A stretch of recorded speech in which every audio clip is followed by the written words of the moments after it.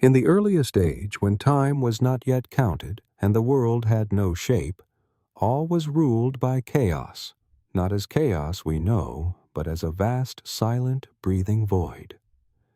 From this emptiness came Gaia, the earth, and Uranus, the sky. And from them the Titans were born, being so vast and old that even the mountains bowed at their feet. Among those Titans stood Cronus, the wily and ambitious one. He overthrew his father Uranus in a rebellion soaked in sky fire and fury, and with his sister Rhea he became king of the cosmos. But as the wheel of fate turns in every age, Cronus feared the same betrayal he had once wrought. A prophecy whispered that one of his own children would rise to overthrow him just as he had cast down Uranus. In fear he swallowed each child as Rhea bore them one by one until they lived imprisoned and forgotten inside their father's belly. First came Hestia, then Demeter, then Hera, then Hades, then Poseidon. And so Poseidon, who would one day command all oceans, was born into darkness. Not the darkness of the sea's deep trenches, but of a womb within a god.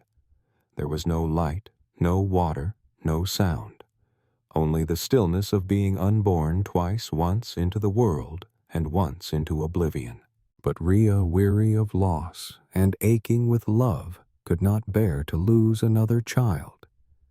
When her final son was born, the youngest of all, she hid him away in a cave on the island of Crete and gave Cronus a stone wrapped in swaddling cloth. Cronus swallowed it without a second thought.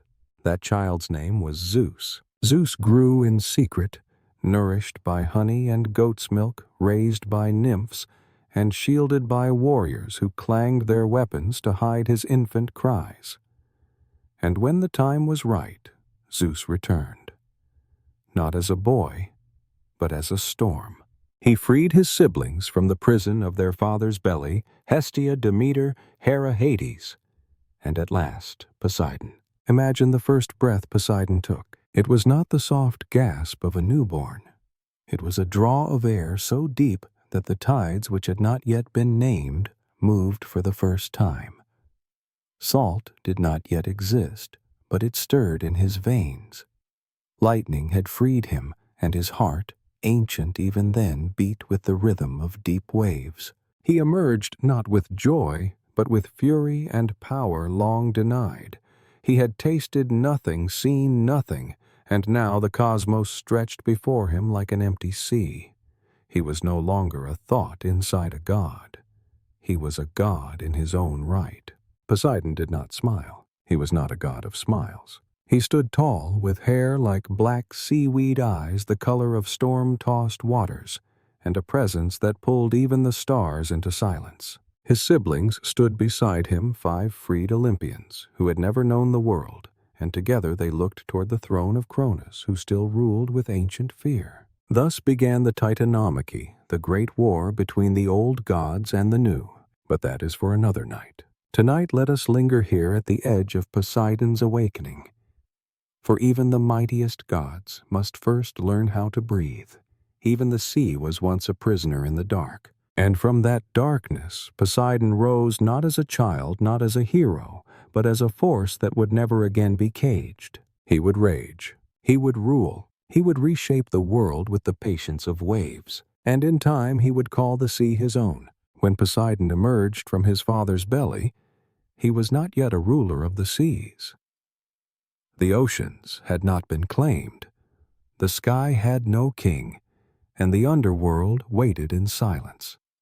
The world was still raw, unsettled, a place carved by titans and shaped by fury.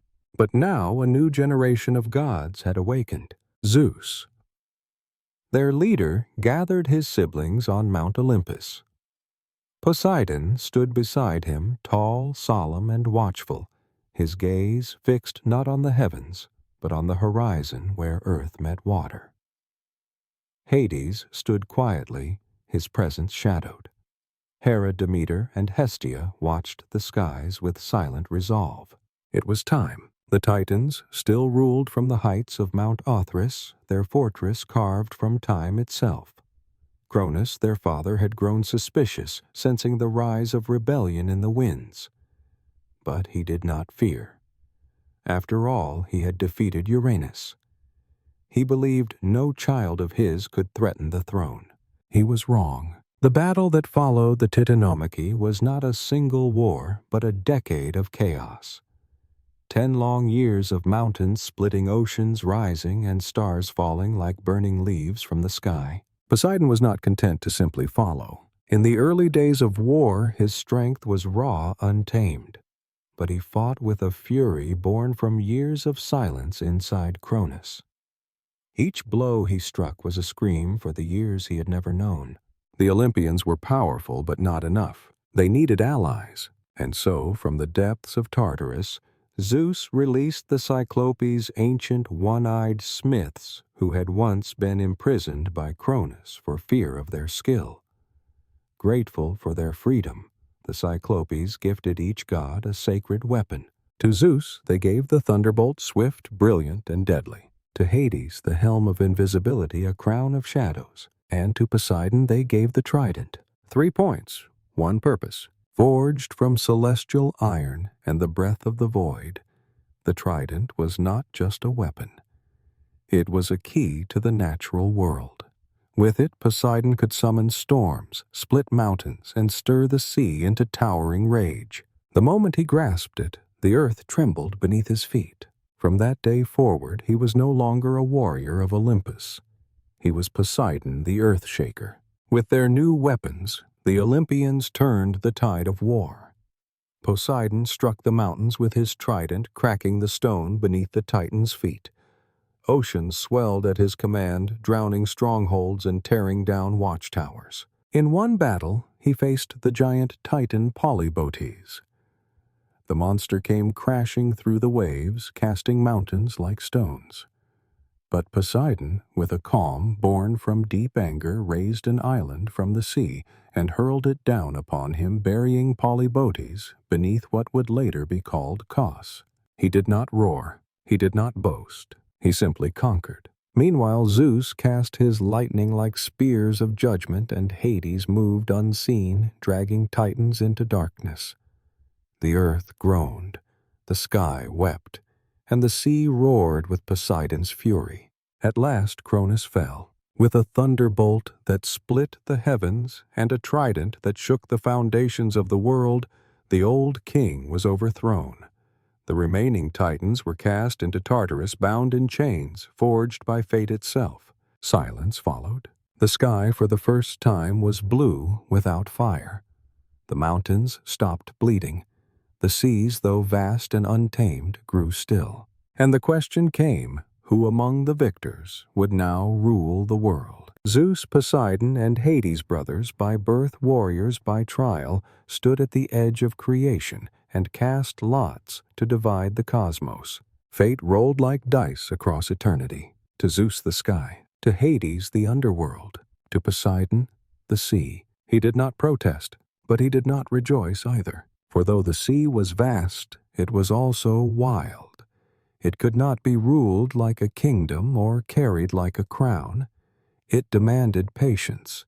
It required fury. Poseidon accepted his domain not as a gift but as a challenge, and so he turned from Olympus, where thunder still echoed, and walked alone toward the shoreline. With each step the waves grew higher. With each breath the gulls circled lower. The sea was waiting, and its new god had arrived. When the war ended, the world was quiet. It was a strange, aching quiet, the kind that comes not from peace, but from exhaustion. Mountains still smoked where fire had fallen. The oceans, once tossed in battle fury, now lay in stunned silence. And the sky above, for the first time in 10 long years, showed stars that did not flicker in fear. The Olympians stood on the edge of victory, but victory is never simple. For now came the matter of rule, and gods, like men, do not always agree on crowns. Zeus, Poseidon, and Hades gathered at the center of the world atop the still scarred slopes of Mount Olympus. Around them, the wind whispered through burnt stone. There was no ceremony, no divine council, no audience of lesser gods. Only the three brothers, each scarred, each changed, each bearing a weapon born of chaos. There was no question of who had fought hardest. They had all bled, all conquered. But there could be no one ruler. The world was too wide, too wild, too new for that. And so they cast lots. Some say it was by drawing marked stones from a bronze helmet. Others say the fates themselves watched over the choosing unseen but present weaving futures even the gods could not unmake. Zeus drew first, the sky-high golden open, a realm of light and power of clouds and thunder and majesty, a throne above all others, the realm of kings. Then Hades, the underworld, vast, hidden, shadowed, a place of endings and judgment, a kingdom beneath all things, where spirits wandered and time slowed like dripping water. And last Poseidon, the sea, not the warm shallows of quiet shores, but the endless roaring deep, the world of salt and shipwreck, of whirlpools and rising moons, of creatures older than gods and tides stronger than thrones. Poseidon looked at his stone. It was wet in his palm, though no water touched it. He said nothing. He simply turned and began his descent away from the mountain, away from Olympus, toward the waiting waves.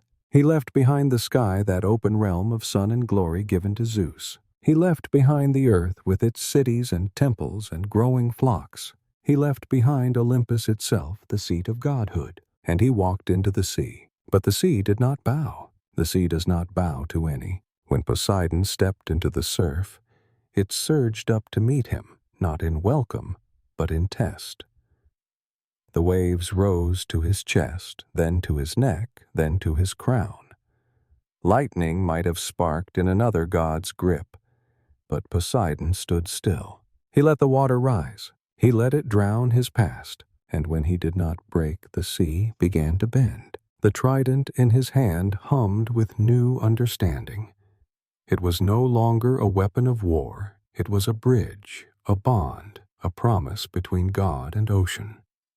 With it, he could stir the deep call storms from the belly of the abyss, raise islands, or tear them apart. Still the sea did not speak, not in words. It spoke in pulses and pressure and pull and depth in silence, and Poseidon listened. His palace rose not from marble like Olympus, but from coral and pearl and living stone. It did not gleam.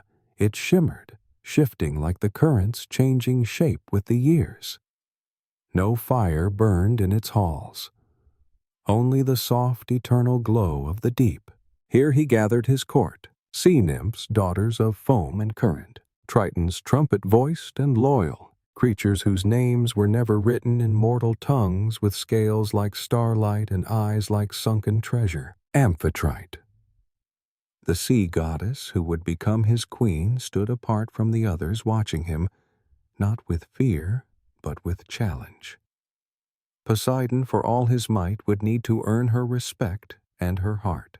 But that tale waits, for now he ruled, not with laws or scrolls or golden crowns. Poseidon ruled with presence. He was not gentle, he was not cruel. He was the tide. He came and went. He gave and took. And though the sky belonged to Zeus, and the underworld to Hades, all who sailed the seas, mortal or god would bow their heads and offer a prayer to Poseidon, because the sea is many things, a path, a barrier, a grave, a cradle, and now it had a god. Beneath the waves where sunlight fades and the world turns blue, Poseidon built his kingdom. It was not like Olympus, that mountain throne of lightning and laughter. It was not like Hades' realm, lined with shadows and silence. Poseidon's domain flowed. It shifted. It breathed with tides. In the heart of the sea, hidden from mortal eyes and unreachable by any ship, rose the palace of Aegy Poseidon's sacred home. It was no simple castle of stone and pillars. It was alive. Its walls were built of coral red and gold pale blue and green, grown from the bones of long-forgotten reefs. Its floors were polished shell, its ceilings lattices of pearl and glass catching the dim filtered light from above and scattering it like stardust on the sea floor. No fire burned there. Instead, glowing fish, luminous jelly forms, and quiet pulses of bioluminescence lit the palace halls, casting the shadows of seaweed like lace upon the walls. The entrance was guarded not by soldiers, but by creatures of the deep. Massive sea serpents curled around the gateposts, sleeping with eyes open. A pair of hippocamps, half horse, half fish, kept watch with sleek finned grace, their manes trailing like kelp. Poseidon's throne sat in a great chamber where the pressure was enough to crush any mortal. But to the gods it was nothing. His throne was not gold. It was forged from black stone taken from the bottom of the world, cooled in underwater volcanoes, then shaped by sea currents over 1,000 years. Around it swam schools of silver fish, circling like stars. Here Poseidon sat, trident in hand, beard flowing like a tide, eyes always fixed on the horizon. He rarely spoke. But when he did, even the whales listened. Whales. His court gathered daily not to pass laws, but to interpret the moods of the sea.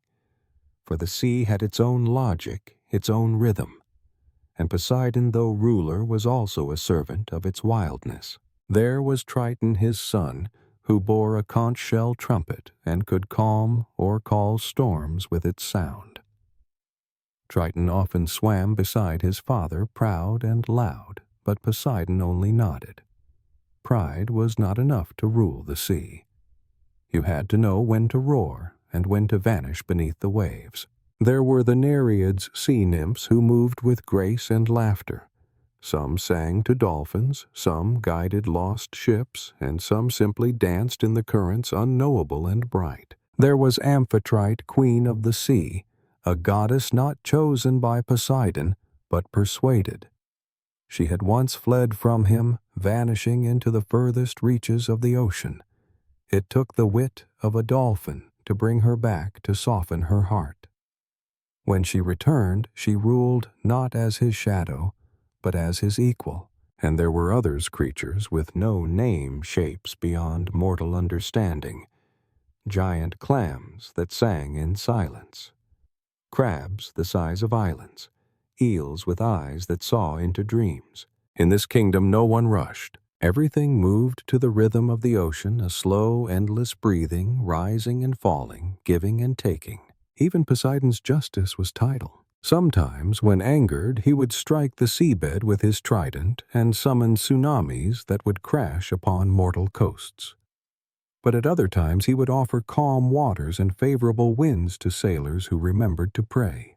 For that was the truth of the sea. It was neither good nor evil. It simply was. And so too was Poseidon. He did not need worship. But when it came, when a sailor cast wine into the sea, or a fisherman whispered thanks under his breath, Poseidon felt it. He did not smile. But the waves grew gentler. At the edge of his kingdom lay the strange places, trenches so deep no light could reach vents, that breathed boiling mist temples long lost from shipwrecked civilizations. Poseidon knew them all. He did not control everything in his domain, for the sea, even to him, was too vast, too old, too wild. But it knew him, and it bowed, not in fear, but in recognition. For Poseidon was not just the god of water. He was the sea's memory, its rage, its calm, its endlessness. And in his palace, beneath pressure and pearl, he ruled with the dignity of depth. Above, mortals lived their brief lives, building cities, waging wars, naming stars. Below, Poseidon watched, not with jealousy, but with patience. Because while kingdoms rise and fall, the sea remains, and its god, quiet, terrible, beautiful, remains with it. Most mortals know Poseidon as the god of the sea, but that is only part of the truth. For beneath the waves lies something deeper, not just water, but stone. Not just tides, but tectonic fury. Beneath every ocean rests the bones of the earth, and Poseidon, unlike any other god, could feel them shift. He was not only the god of water, he was the god of trembling ground, the earth-shaker. The Greeks called him Enosishthon, and they feared this name more than any of his titles, for it meant he could crack the land itself with a single strike of his trident. He could level cities, split mountains, swallow roads and temples into dust and silence. No wall could keep him out.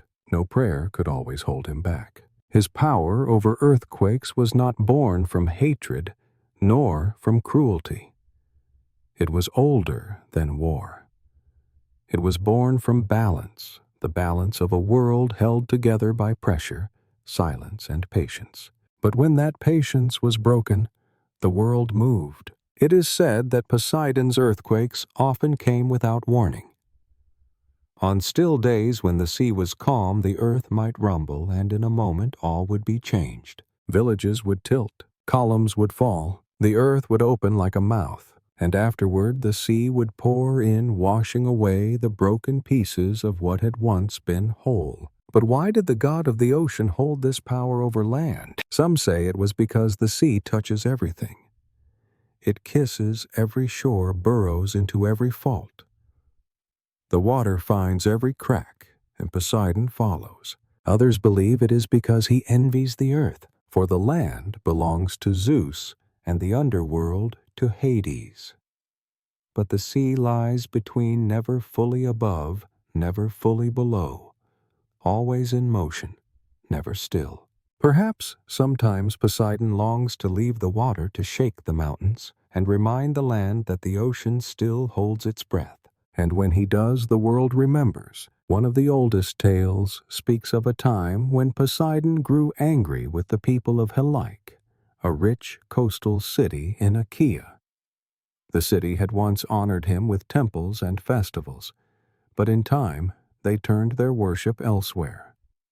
Some say they denied him an offering. Others say they mocked his name.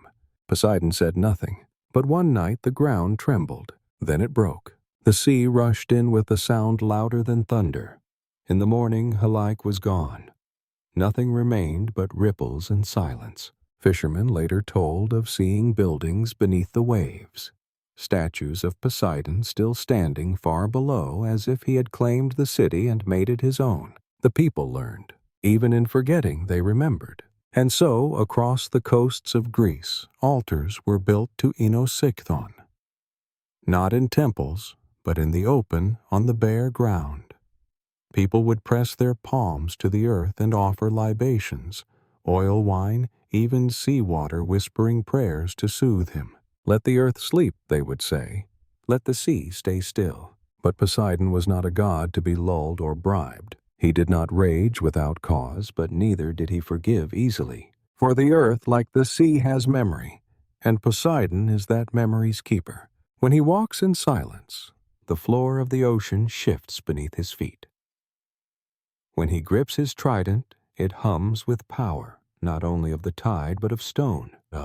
In some myths, he even split islands apart with a thought, creating new coastlines, new straits, new legends. He was a builder of continents and a breaker of cities. He gave life and took it, and mortals learned not to take solid ground for granted, because it is not the storms that destroy first. It is the rumble beneath your feet, the breath of the sea beneath the land, the warning that the god is near. So when you feel the earth tremble even slightly, pause. Listen, for that is Poseidon speaking not with words but with pressure, not with storms but with silence breaking into thunder. He is not angry. He is not kind. He is the one who reminds the world nothing stands forever. And under everything you build beneath the temples and the towers and the walls of stone, there is sea, and Poseidon is waiting. Even gods do not like to lose, and Poseidon, proud as the sea is deep, was not a god who forgot a slight not from mortals, and certainly not from another Olympian. The city was new, shining, and full of promise. It had no name, no patron, only soft hills, a rocky coastline, and the smell of olive and salt in the air. The people who lived there were brave, clever, and restless. the kind of people who built ships without maps and prayed to gods they hadn't met yet. They needed a protector, and two gods answered the call: Poseidon, lord of the sea and shaker of the earth, and Athena, goddess of wisdom, strategy, and craft. Both claimed the city as their own. Neither would back down. So the other gods gathered high on Olympus declared a contest. Give these people a gift, Zeus decreed. Let them choose which gift they value more. That god shall be the city's patron. Poseidon's trident burned in his grip. He was a god of storms, yes, but also of generosity. He could create rivers, shape harbors, flood fields to bring silt and fertility. Surely the mortals would see his worth. He stepped forward to offer his gift first. With a mighty swing, he drove his trident into the rocky ground. The earth split with a crack like thunder, and from the jagged hole a spring erupted, clear water rising high into the air, cascading into a pool at the mortals' feet. But when they touched it to their lips, they winced. Salt. It was seawater. Magnificent, powerful, pure, but undrinkable. Poseidon's face did not change. But beneath his calm, the currents turned. Then came Athena. She did not strike the earth. She knelt beside it. With care, she placed her hand upon the soil, whispered a secret only she knew, and from the ground rose a slender silver-green tree. An olive tree. Its trunk was twisted with age before it had even ripened. Its fruit was bitter but rich. Its leaves shimmered like moonlight, and its wood hard, enduring, perfect for tools, homes, and ships. The people tasted the oil, touched the bark, and looked upon the goddess. They chose Athena. The city would be hers. It would be called Athens, and Poseidon in that moment became something the sea rarely is. Still, he did not shout. He did not crash his waves upon their shore, but his pride cracked just a little the way rocks crack beneath centuries of pressure. To lose a city to Athena, not by force but by wisdom, was not something Poseidon could laugh away, and he never did. In the years that followed, he remained a protector of sailors, a giver of bounty, but he never looked kindly on Athens. The city, for all its art and logic and glory, always stood slightly apart from him, and the people knew it. Even in victory, they sought to soothe his wounded pride. They built him temples not as their patron, but as a god too mighty to ignore. On the Acropolis, near Athena's great sanctuary, they kept a salt spring where Poseidon's trident had struck. They claimed you could still hear the sea whispering through it. They called it the mark of his presence, but others whispered it was the mark of his grudge. For Poseidon does not forget. He is not like the wind which comes and goes. He is the sea. He leaves behind salt. He erodes slowly. He waits, and yet the olive tree stood. It grew, bore fruit, shaded homes, fed generations. And Poseidon from his palace beneath the waves watched, not with hatred, but with a kind of bitter awe, because even gods can lose, and sometimes it is the loss that teaches them the limits of their power. And sometimes it is the losing that shapes them more than the winning ever could. In the quiet afterward, Poseidon looked not to the lands he could not rule, but to the sea that had always been his. There no city would ever turn him away. There no contest would need to be won. There his power was not judged, only felt. And so he turned away from Athens, but not completely, because every so often a storm would rise from the sea aimed straight at her harbors, and the people would whisper, "He remembers." Even the sea, vast and wild, is drawn by the pull of the moon. And so, too, was Poseidon, a god of shifting tempers and restless tides, drawn again and again toward love. Not one love, not lasting love, but many, powerful, complicated, tidal. Poseidon was not a gentle lover. He was not a poet like Apollo or a quiet heart like Hades. His passion moved like a storm, sudden, fierce, overwhelming. It could bring blessings. It could bring ruin. And when it passed, nothing remained unchanged. His first and most enduring love was Amphitrite, daughter of Nereus, an old sea god, and Doris, an Oceanid. She was a goddess of the sea herself, graceful, proud, and distant like starlight dancing on deep water. When Poseidon first saw her dancing on the shore of the island Naxos, he desired her instantly, but she did not want him. She fled far across the ocean into the deepest reaches of the sea beyond even his reach. Poseidon, used to commanding waves and moving islands, could not move her heart, but love like the tide finds a way. He sent a dolphin, not a warrior, not a god, but a creature of joy, clever and kind. The dolphin found Amphitrite, spoke soft words, told her of Poseidon's longing, his sincerity, his loneliness. And something in her shifted. She returned, and in time she became his queen. In his palace of Aegae she sat beside him, not as shadow, but as ruler. She bore him a son, Triton, with the body of a man and the tail of a fish. Triton, who carried a conch-shell trumpet, who calmed waves with sound. But Amphitrite was not Poseidon's only love. The sea god's heart, if it could be called that, wandered often. There was Demeter, goddess of the harvest. She fled from his advances, but he pursued her in the form of a horse. To escape him, she too became a mare.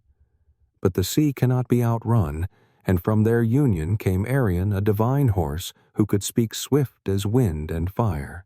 There was Medusa, once a beautiful maiden and priestess in Athena's temple. Poseidon desired her, and their union forced violent and tragic cursed Medusa into the monster we remember, hair of snakes, gaze of stone. Athena's wrath fell upon Medusa, not Poseidon, and though he did not grieve her image, would haunt the myths forever.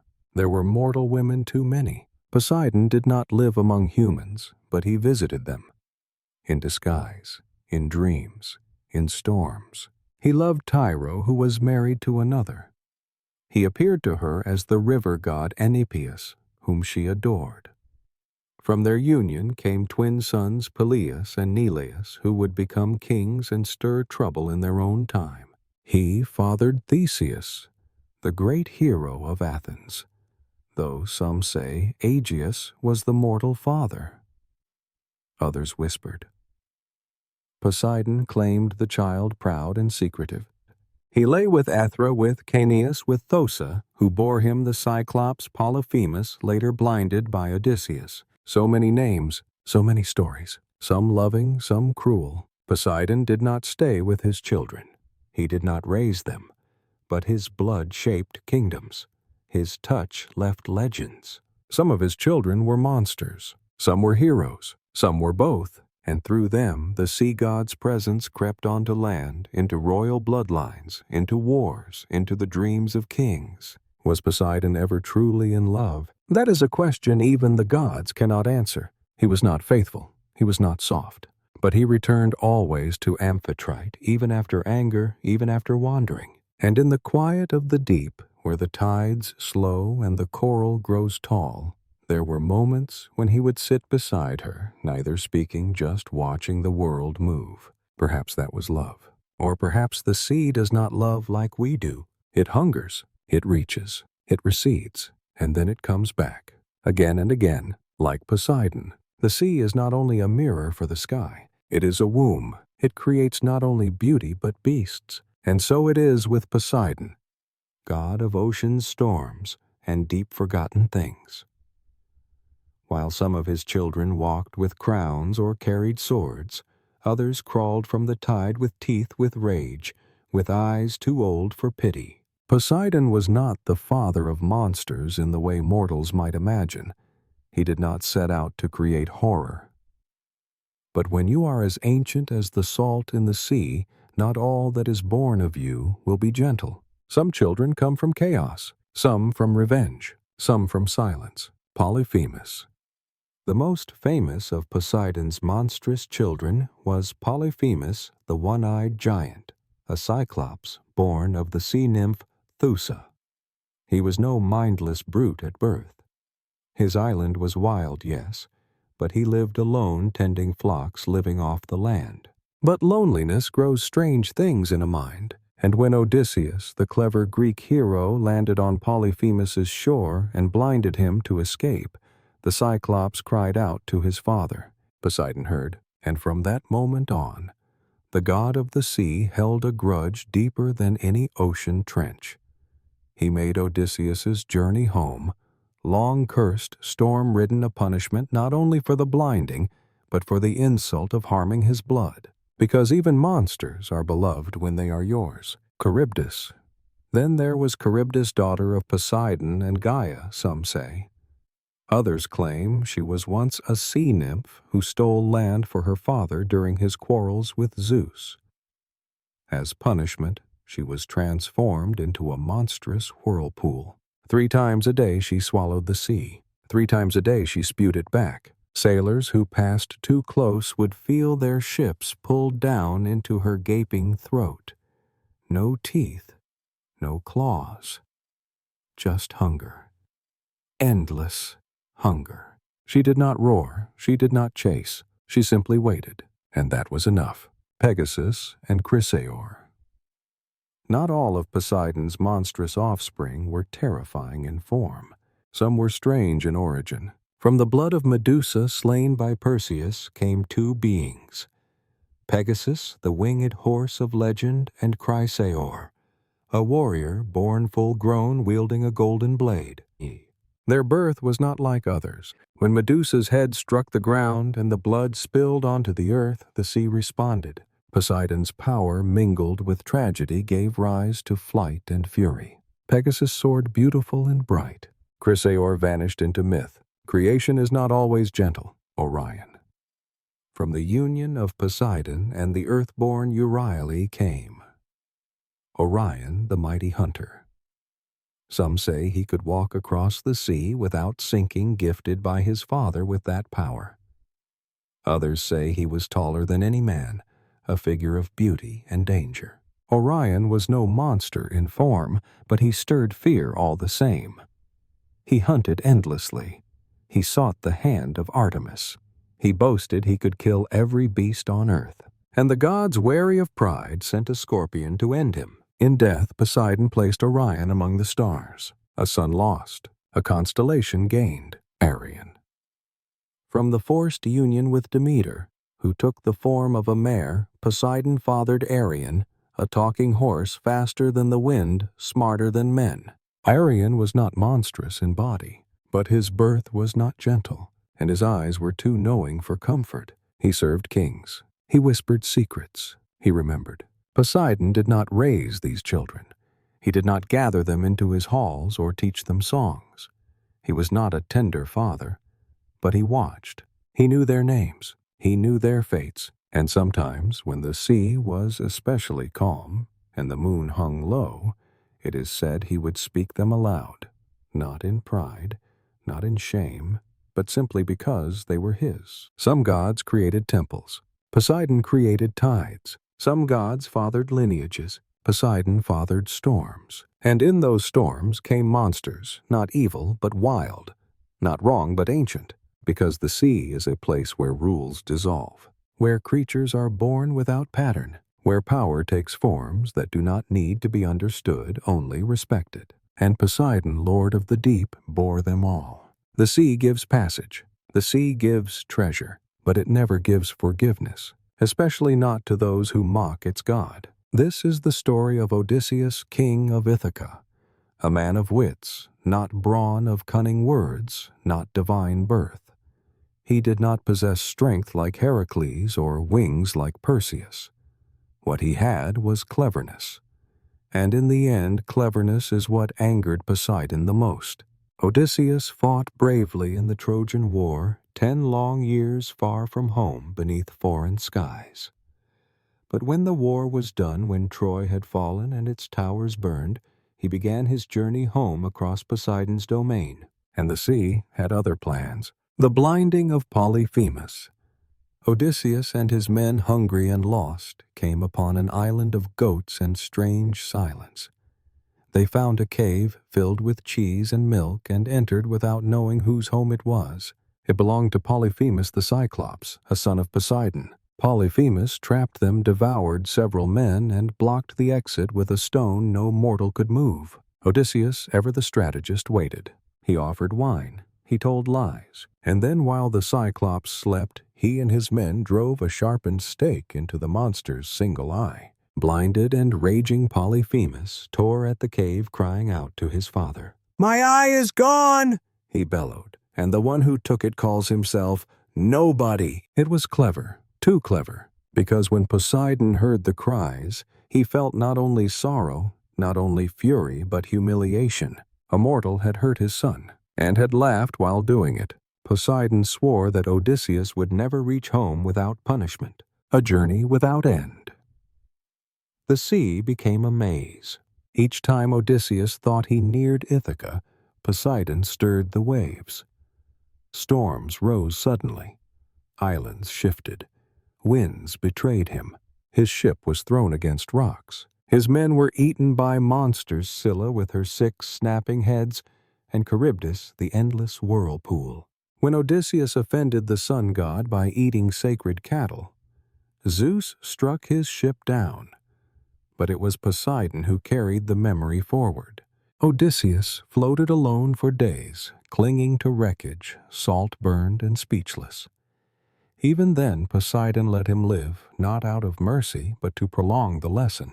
You may survive the sea, but you will not outsmart it. Calypso's shore. At last he was washed up on the island of Calypso, a nymph who loved him and kept him for 7 long years. Though her arms were gentle, his heart ached for Ithaca. But Poseidon was not yet done. Even when the gods sent Hermes to order Odysseus released, even when the raft was built and the sails were raised, Poseidon saw it, and once more the sky darkened. Waves rose like mountains. The raft shattered like driftwood. Only by the help of Ino, a sea goddess who pitied the mortal, did Odysseus survive floating to the shore of the Phaeacians, naked and gasping. There, finally, the sea turned quiet. The return and the warning. The Phaeacians, kind and noble, brought Odysseus home at last. But when their ship returned, Poseidon turned it to stone just as it neared their harbor. A final message. I remember, and even in victory, Odysseus was not free. He would wander again, staff in hand, seeking peace and penance, never quite sure if Poseidon's eye was still on him. Because the sea may sleep, but it does not forget. Poseidon's wrath was not sudden. It was patient, tidal, inevitable. Odysseus thought himself clever, and he was. But cleverness is not immunity.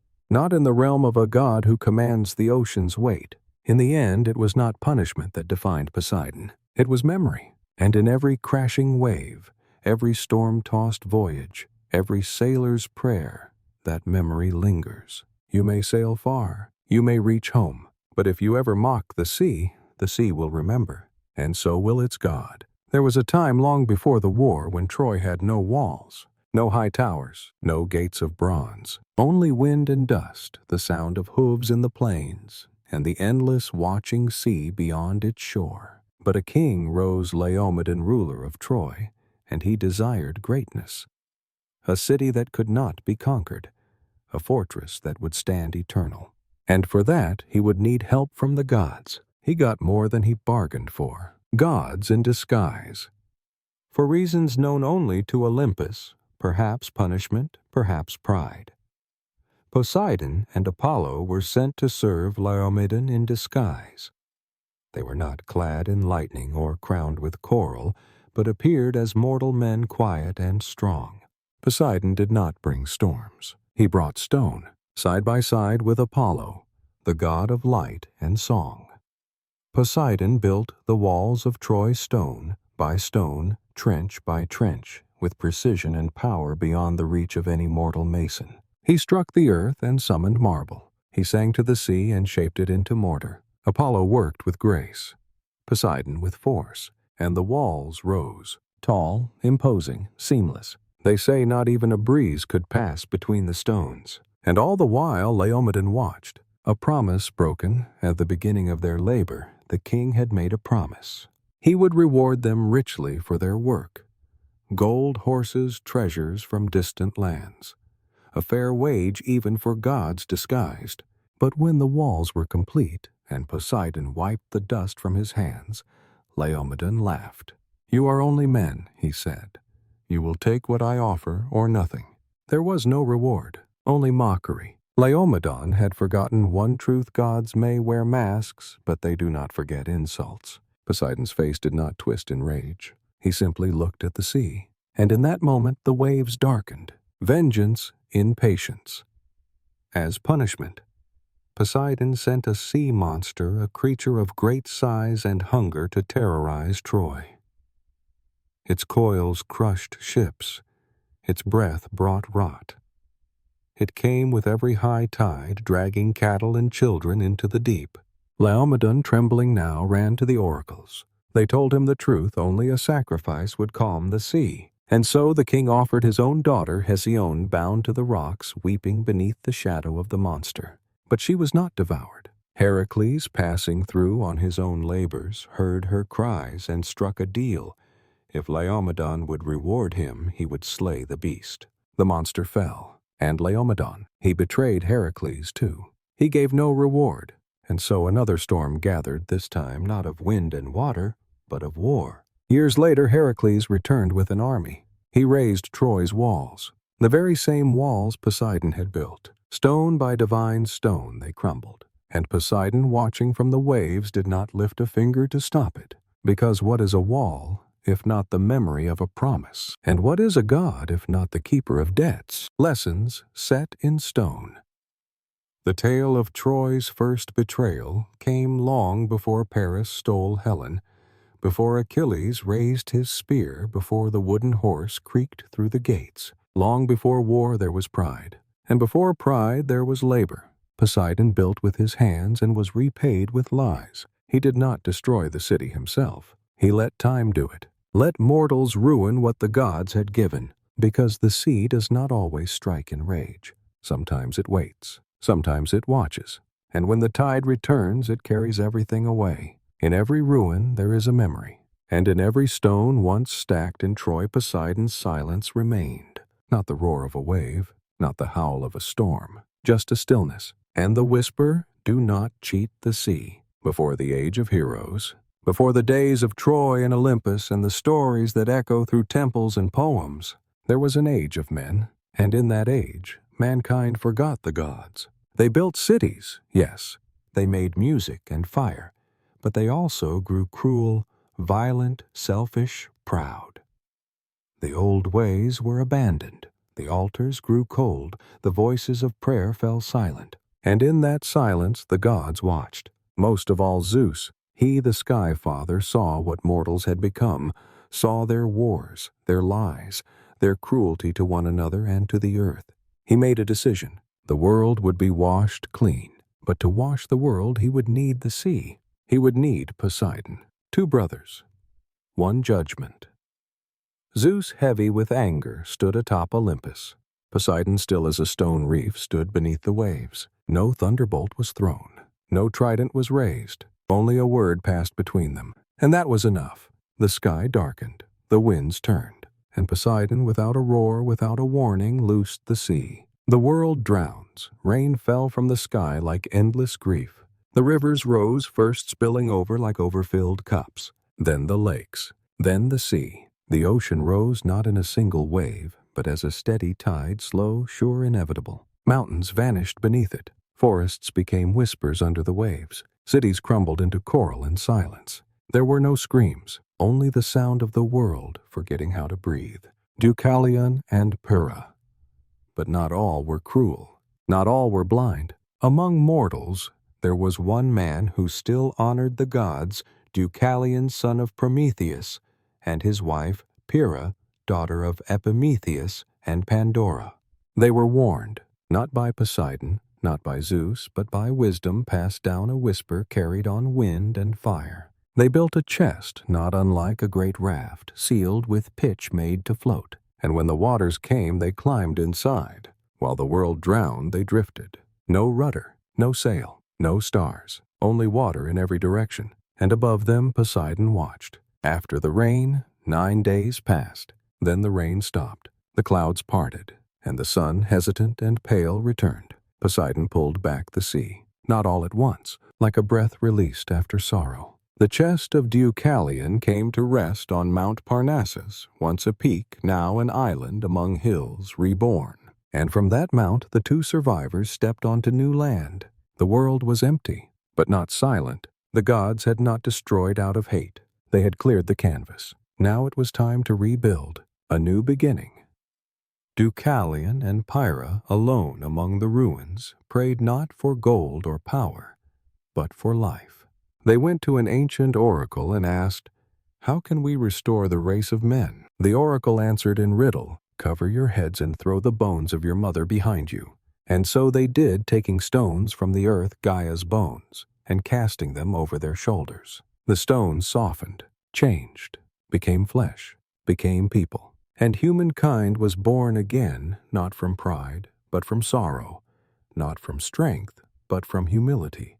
Poseidon's silence. Poseidon did not speak of the flood afterward. He did not boast. He did not rage. But sometimes in the deep he would remember, because the sea does not destroy easily. It remembers every drop it takes, every city it swallows, every life it cradles before the end. And in the memory of that flood, Poseidon kept a quiet truth, that even gods must sometimes cleanse what they helped create, not out of anger, but out of mourning. Because the sea, like time, does not go backward, only forward, and always deeper. Even on Olympus, where gods dine on ambrosia and speak in thunder, peace is not eternal. For gods are like storms, powerful, proud, unpredictable, and sometimes they crash into one another. Poseidon, ruler of the sea, was not the king of gods.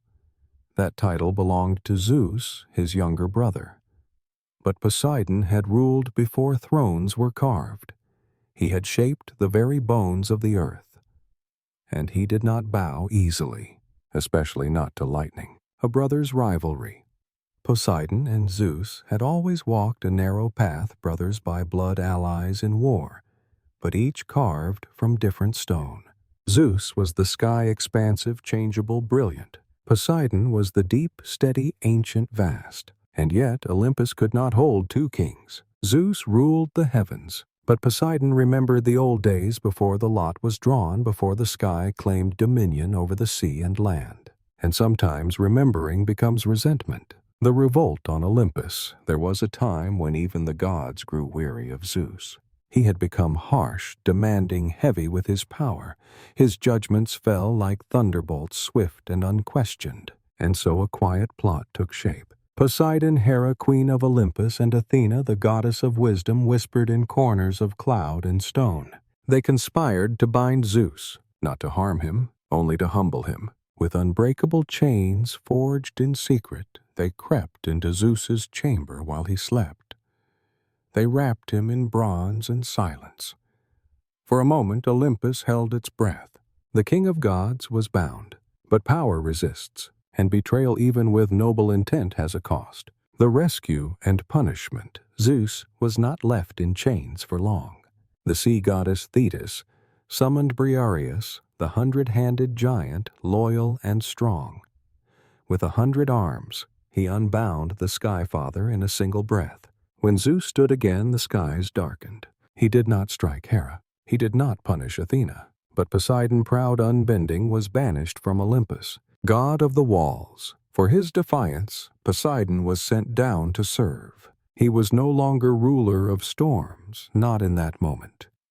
He was commanded to work for mortals, to build, to labor, to remember that even gods could be made small. And so alongside Apollo he helped raise the walls of Troy, a task told before a punishment already steeped in betrayal. But Poseidon remembered the reason. He remembered the chains. And though he said nothing, the ocean beneath him grew colder. The earth beneath his trident trembled with restraint. Quarrels with Athena. Athena, goddess of wisdom and war, was not an enemy, but she was a rival. Their conflict over Athens had left a wound. Poseidon had offered water. Athena had offered olive. The people chose her, and Poseidon never truly forgave. Their disputes continued across the myths over temples, over heroes, over who would guide the fortunes of men. When Odysseus, Athena's favorite, blinded Polyphemus, it was Poseidon who punished him. Not just to avenge his son, but to prove again and again that wisdom cannot always outmaneuver the sea. Because while Athena crafted strategies, Poseidon could sink entire fleets. The quiet balance. Despite their quarrels, despite the wars of silence and salt, the gods did not destroy one another. They quarreled, they punished, but always they returned to their thrones, because even gods are bound by balance. The sky needs the sea, the earth needs the storm, and Olympus in all its golden splendor needed its storm-bringers even when they disagreed. Poseidon may have stood apart, but he was never cast out completely. He returned to the sea, to his palace of coral and current, and watched the clouds from below, not bitter, not vengeful, just waiting. Because the sea, unlike the sky, does not shout. It remembers, it returns, and sometimes it rises. Far from Olympus, where the clouds gather and the gods feast, far from palaces of marble and myths of war, there are shores, endless, salt-swept shores, and it is there that Poseidon was worshipped not in golden halls, but in the rhythm of waves and the hush of tide against sand. The sea does not ask to be praised, but mortals praised it anyway, because they feared it, because they needed it, because they knew it could take everything. Temples by the sea. Poseidon's temples were not built in cities, but near the edges of the world where land surrenders to water. They rose from cliffs gazing out across the blue. Their columns were tall and bare, their roofs open to sky and sea breeze. Some were made of white marble, others of local stone worn by salt and sun. The most sacred of them all stood at Cape Sunion, where a temple crowned the southern tip of Attica like a sentinel. Sailors setting out from Athens would glimpse its pillars one last time and pray, not for fortune, not for glory, but for calm seas and a return, offerings and sacrifices. To honor Poseidon. The Greeks brought salted fish, seaweed wine, and bulls, especially black bulls whose strength and weight were believed to please the earth-shaker. In some places, they led the bulls into the surf, letting the waves carry their hooves before the sacrifice. The sea would take what it wished. Libations were poured directly into the water, sometimes oil, sometimes honey, sometimes even precious perfume, each drop disappearing into the tide as if the god had sipped it himself. And always there were words, soft prayers, not loud or boastful, just a whisper. Guide us, Lord of the sea. Let the waves be kind. Let the winds obey. The Isthmian Games. Every 2 years near Corinth, a great festival was held in Poseidon's honor, the Isthmian Games. Like the more famous Olympic Games, there were races, wrestling, music, and poetry. But these games belonged to Poseidon alone. His temple near the isthmus was surrounded by pine trees and open fields where spectators gathered to honor not only athletes, but the god who held the sea back from the land. Before the games began, offerings were made, not to ask for victory, but for protection, because every ship that carried people to the festival had sailed at Poseidon's mercy, and every ship that left would need that mercy again. Worship in times of fear. When the earth shook, when tremors split stone and wells ran dry, people ran not to temples of Apollo or Athena, but to Poseidon. They brought grain and gold and laid them on trembling ground. They begged him, "Be still, earth-shaker. Let our homes stand. Let our children sleep." Because Poseidon was not only the god of the sea, he was the god of what cannot be controlled. He did not rule love or reason or justice. He ruled the wave, the fault line, the wind that shifts without warning. In the hearts of sailors. To sailors. Poseidon was not a story. He was real. He was the creaking of the mast in a sudden gale. He was the quiet before a storm. He was the shadow beneath the hull, vast, unseen waiting. Before voyages, they offered prayers. At sea, they carved small altars into the decks. At the first sight of land, they gave thanks. Some captains would throw a coin into the water. Some would speak his name only in whispers. Some would never say it at all, afraid it might wake him. Because Poseidon, like the ocean, did not always favor the loudest voice. The god who remains, the world changed. Empires rose and fell. Temples turned to ruins. The old gods faded from memory. But the sea never stopped moving, and in its motion Poseidon remained. Every ship that sails still cuts across his skin. Every quake that shudders the earth still echoes his breath. And sometimes in the foam of a wave or the hush of a harbor at night, it feels as if he is near, not demanding worship, just present, waiting, as he always has, as he always will. Not all of Poseidon's children were born in storm or shadow. Some were born beneath olive trees, some on distant islands, some in the beds of queens, whispered into history not with roars, but with names passed through generations. For though Poseidon was a god of sea and silence, he left behind more than tides. He left behind bloodlines, and in that blood a spark of the deep, Theseus, the hero of Athens. Perhaps the greatest of Poseidon's mortal sons was Theseus. Born of Aethra, princess of Troezen, his paternity was uncertain. Some said Aegeus, king of Athens, was his father. Others believed Poseidon visited Aethra in secret the same night. Two fathers, two paths. But it was Poseidon who seemed to shape the sea around Theseus. When the young hero set out across the waters to slay the Minotaur, he did not walk, he sailed. When he returned victorious but heartbroken, his ship bore black sails, a mistake that led to Aegeus's death and Theseus's rise. And when Theseus called upon his divine father, Poseidon answered. In one tale, as Theseus walked by the sea with a man who insulted him, he lifted a prayer to Poseidon, and from the waves a great bull emerged, trampling the blasphemer under salt and hoof. Theseus ruled Athens not as a tyrant, but as a unifier, bringing scattered tribes into one people. He was flawed as all heroes are, but in him the sea god's pride lived on, strong, unforgiving, and restless. Peleus and Neleus, the twin kings. Poseidon once loved Tyro, though she was married to another. To reach her he disguised himself as Enipeus, the river she adored. From their union came twin sons Peleus and Neleus.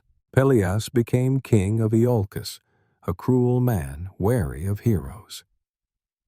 He sent Jason on the impossible quest for the golden fleece, hoping he would never return. Neleus, gentler and wiser, founded the kingdom of Pylos. From his line came Nestor, the oldest and wisest of all the Greek warriors at Troy, a man whose voice was like calm water and whose counsel shaped kings. Through both sons, Poseidon's influence spread, one ruling through fear, the other through wisdom. As with the sea, his legacy was not one tide but many. Eumolpus, priest and warrior. Another son of Poseidon was Eumolpus, born to the sea goddess Chione, and cast into the ocean at birth. Poseidon saved him, raised him, and gave him purpose. Eumolpus became a priest of Demeter, bridging land and sea god and goddess. He brought the Eleusinian mysteries to life, rituals older than words, full of grain and shadow and rebirth. He also became a warrior, challenging the Athenians in battle. Though he fell, his descendants became high priests, keepers of secret rites and silent truths. Through them, Poseidon's legacy flowed into religion, not through thunder, but through ritual and reverence. Other bloodlines, distant and quiet. There were others, too, kings and queens who whispered their divine lineage in court halls, sailors who claimed the sea bent for their family alone, children with strange eyes, blue as storm clouds, deep as trenches, who could not quite be explained. Not all left names in myths. Some simply were. The touch of Poseidon upon the world is like salt in the air, invisible but unmistakable. Legacy beyond blood. Poseidon did not raise his children.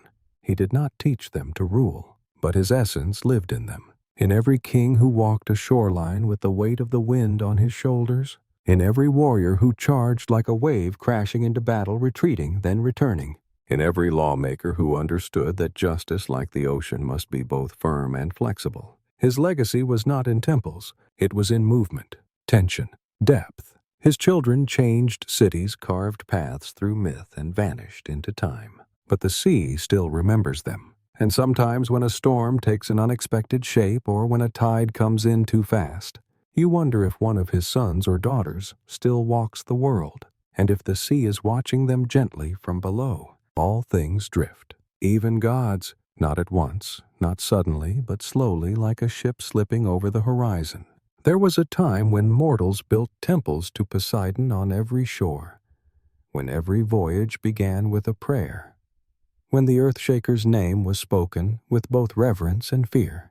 But ages change. The gods of Olympus, once bright and beloved, grew silent. Their altars crumbled, their stories became echoes, and Poseidon, lord of oceans, storms, and ancient silence, slipped beneath the waves, not dead, not forgotten, just watching, waiting, the fall of the old world. As the centuries passed, new gods rose. New empires, new names for the stars, new cities untouched by old myths. Ships no longer prayed to the deep. They were powered by wind, then steam, then fire. Men thought they had tamed the sea. They mapped it, measured it, named it. But the sea never belonged to them. Not truly. Poseidon did not strike back. He did not rise from the waves in anger. He simply receded, not in power, but in presence. Like a deep current, he moved further out of reach, further into legend. The ocean remains. Even now, in this modern age of glass towers and glowing screens, the sea remains. It moves without permission. It reclaims what is left unguarded. It whispers in the ears of those who listen too long. And sometimes when a sailor is lost in fog, when a lighthouse goes dark, when the ground trembles beneath the sea, the name Poseidon rises unspoken in the heart. Because deep down we remember. We always remember where the god went. Where did Poseidon go? Some say he sleeps beneath the Mariana Trench, dreaming of shipwrecks and whale songs. Others say he walks unseen on distant shores, barefoot in the surf, listening to the silence we left behind. Perhaps he sits still upon his throne of coral, the seaweed grown long around him, eyes open but unmoving, watching the world change above him without interference.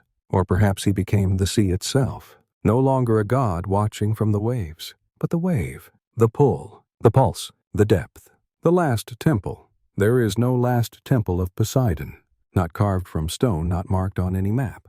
But sometimes in that hush before the tide turns in the moment between thunder and rain, the air changes, and the sea becomes something more than salt and water. It becomes presence, memory, a heartbeat older than time. And in that moment, if you listen closely, you might hear a whisper not in words, but in rhythm, not a roar, but a breath. And it says, I am still here. Poseidon never needed worship. He only needed time. And time, like the tide, always returns. So when you stand by the ocean alone, or grieving, or quiet, know this, you are never truly alone. There is something ancient there, something vast, something watching. And though the temples are gone, the sea still rises, and its god rises with it. The end of the tale, but not of the tide.